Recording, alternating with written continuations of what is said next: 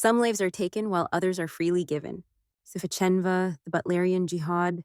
This philosophy shaped Zufa Cenva's life and guided her every decision. For her, life itself was a currency spent in the service of humanity's survival. Few figures in Dune history embodied that belief as deeply as Zufa. As the supreme sorceress of Rosak, Zufa was a force of nature, a telekinetic powerhouse, who led humanity in its fight against the thinking machines. Her story is not simply one of heroism, but a complex tale of ambition, sacrifice, and the moral questions that still linger about her legacy. Was she a savior? A tyrant? Perhaps both. Let's dive into the life of this extraordinary leader and uncover the truths behind her legend. Spoiler warning, this video contains details from the Butlerian Jihad and the Machine Crusade. While it won't spoil plotlines from Dune prophecy, it provides crucial context for understanding Zufa's story. Zufa wasn't just a leader of the sorceresses of Rosak, she defined them. Imagine an elite sisterhood of psychic warriors wielding devastating mental powers, capable of crushing minds and disrupting thinking machines. At the center of this order stood Zufa, revered for her unmatched abilities and uncompromising leadership. Under her command, the sorceresses became humanity's secret weapon in the Butlerian Jihad.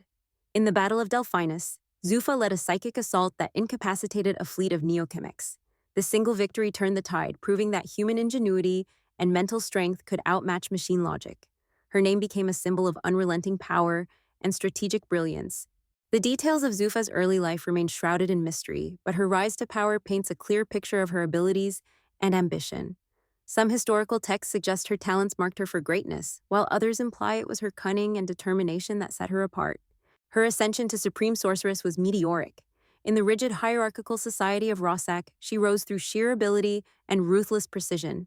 Zufa's leadership solidified the sorceress's role in the war effort, transforming them into one of the most feared forces in the galaxy. But with power came the burden of impossible expectations, a weight she bore until her final days. For Zufa, the Butlerian Jihad was more than a war. It was an existential crusade. Victory wasn't enough. She demanded the complete annihilation of the thinking machines. Her contributions were revolutionary. Zufa developed psychic attacks capable of infiltrating and destroying machine minds, tactics that proved invaluable in battles like the Siege of Phaedra. Her hatred for the machines was unrelenting, driving her to push herself and her sorceresses beyond their limits. But this focus on victory came at a cost. The strain of these psychic assaults often left the sorceresses physically and mentally broken. For Zufa, the sacrifices were painful but necessary, losses she believed were the price of humanity's survival.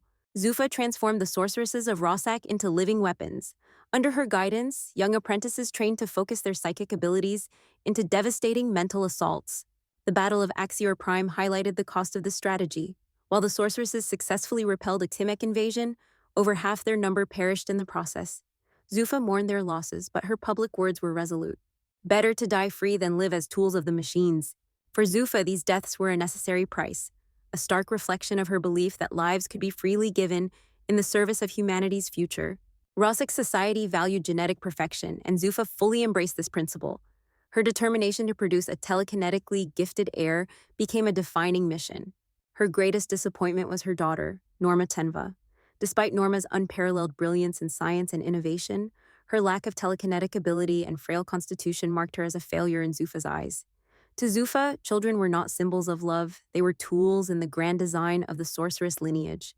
Zufa's relationship with Aurelius Venport, a renowned navigator, exemplified her utilitarian approach to relationships. Their union was based on genetic compatibility, not affection. Despite their efforts to produce a telekinetically powerful heir, they failed. Their final argument reportedly ended with Venport accusing Zufa of seeing people as pawns on a chessboard. This estrangement reflected a recurring pattern in Zufa's life. Her vision for the future always outweighed personal connection. Norma's escape from Rossik was a pivotal moment.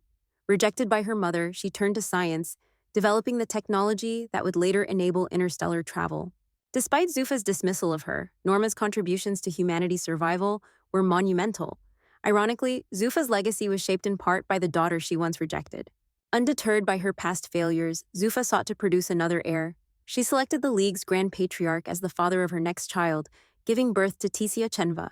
Tisha inherited her mother's telekinetic abilities, fulfilling Zufa's vision for a worthy successor. However, this decision further cemented Zufa's reputation as a leader who prioritized strategy over emotion.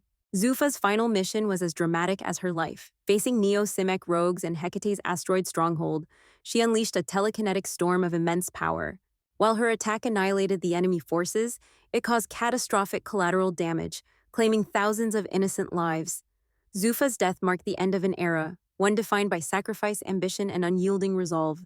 Zufa Cenva reshaped the sorceresses of Rossack and played a pivotal role in humanity's fight against the thinking machines.